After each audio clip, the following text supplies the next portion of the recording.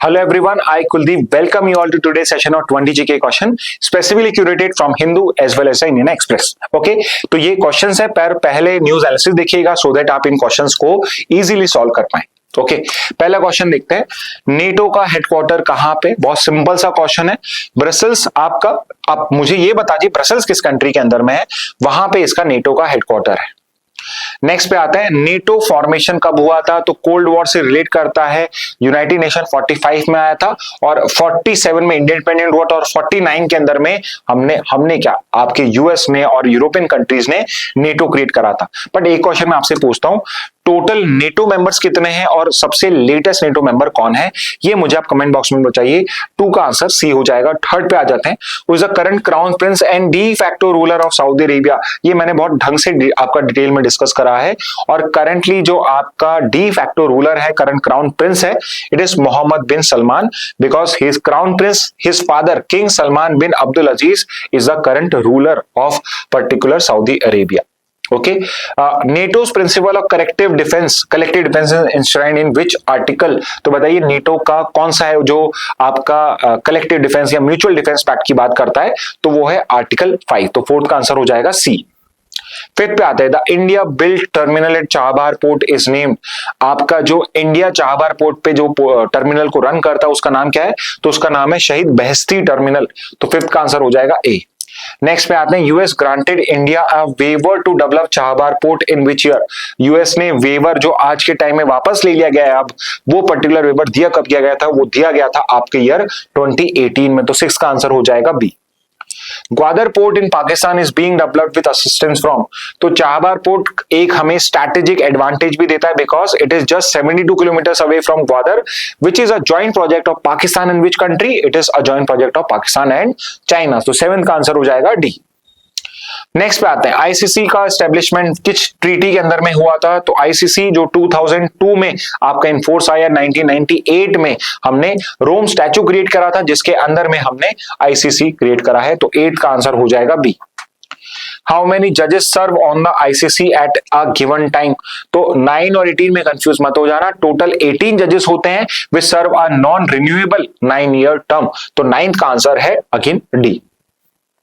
Next पे आते हैं, the current president of ICC जज Tomoko Akane belongs to which country? तो इस टाइप के क्वेश्चन आपके एग्जाम में आते हैं. ठीक है, तो जज जो टोमोको अकाने है जो करंट प्रेसिडेंट आईसीसी के, वो किस कंट्री से बिलोंग करते हैं? तो he belongs to the country of Japan. तो 10th का आंसर हो जाएगा बी. 11th पे आते हैं, आईसीसी जजेस are elected by which particular body? ICC के जजेस कौन सी बॉडी उनको इलेक्ट करती है? So they are elected by the state parties और assembly of the state parties to the Rome statue. तो यहां पे आपका 11th का आंसर हो जाएगा सी. नेक्स्ट पे आते हैं, Qatar holds what status at the ICC? तो आईसीसी का जुरिडिक्शन कब होता है? जब आप उसके मेंबर हो. बट कतर जो है वो मेंबर नहीं है, वो अभी सिर्फ एक ऑब्जर्वर स्टेट है, यानी कि वो एक्चुअल में खुद से केस फाइल कर भी नहीं सकता है. ओके, बट 12th का आंसर क्या है? ए. नेक्स्ट पे आते हैं, the UK deported its first migrant to France under which agreement?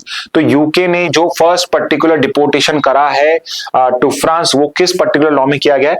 तो वो किया गया है under the 1 in 1 out deal. तो एक पर्टिकुलर माइग्रेंट यूके लेगा और उसके बदले में एक पर्टिकुलर माइग्रेंट फ्रांस लेगा फ्रॉम यूके जो उनके पर्टिकुलर ओरिजिन से डील करता हो या फिर लेट्स से उन कॉलोनी से बिलोंग करता हो जो कभी ना कभी ब्रिटेन या फ्रांस के थे. ओके, तो 13th का आंसर हो जाएगा बी.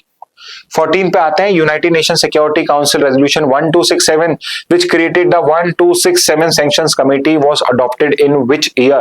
तो ये 1267 आपकी जो पर्टिकुलर कमेटी है और ये रेजोल्यूशन किस साल में आया था? तो अलकायदा और तालिबान को टारगेट करने के लिए यूएस ने इसको इंट्रोड्यूस किया था and it came in the year 1999. तो 14 का आंसर हो जाएगा सी. नेक्स्ट पे आते हैं, which of the following measures can be impose by UNSC 1267 sanctions committee? इनमें से वो कौन सा मेजर इंपोज कर सकते हैं? क्या वो एसिड फ्रीज कर सकते हैं? यस कर सकते हैं. क्या वो ट्रैवल बैन कर सकते हैं? यस वो भी हो जाता है. और थर्ड, क्या वहां पे कोई आर्म्स एम्बार्गो है? The answer is yes. तो ये तीनों करे जा सकते हैं, which means the correct answer 15 is going to be option D. Next पे आते हैं, decision in the 1 to 6 7 sanctions committee are taken by what. तो बहुत बार ये हो जाता है कि मेजॉरिटी बेस्ड डिसीजन है क्या, या कोई स्पेशल मेजॉरिटी है, या फिर कंसेंसस, मतलब कि एवरीवन हैज टू एग्री। तो यहाँ पे सैंक्शन कमिटी में decision is not easy, each and every member should agree in this particular decision, और as per this particular committee requirement, it requires consensus of all 15 UN Security Council members. So 16 का answer हो जाएगा C।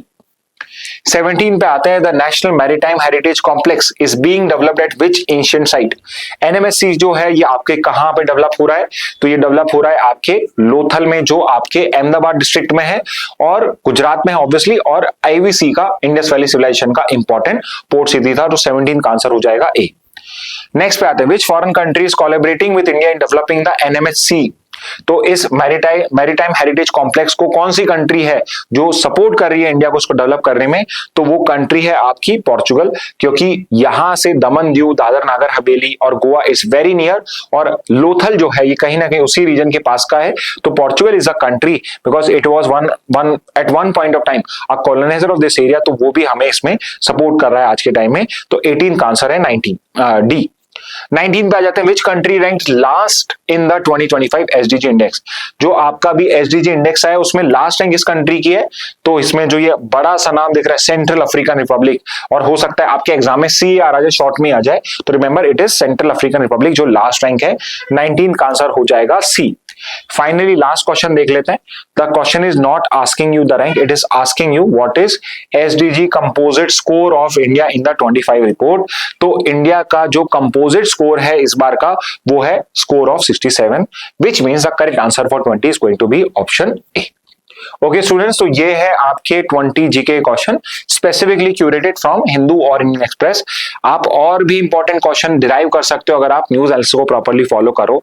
इसलिए it is important कि at least exam से एक महीने पहले तक, आई वुड से 31 अक्टूबर तक you can watch your news analysis. इसके नोट्स बनाइए, बिकॉज जितना आपके एग्जाम के पास का इश्यू आपका न्यूज़पेपर रहता है उतने ही उस न्यूज का आने का चांस बढ़ जाता है। ओके, सो इस मैसेज के साथ एंड करते हैं आज का session. Thank you and have a very nice day.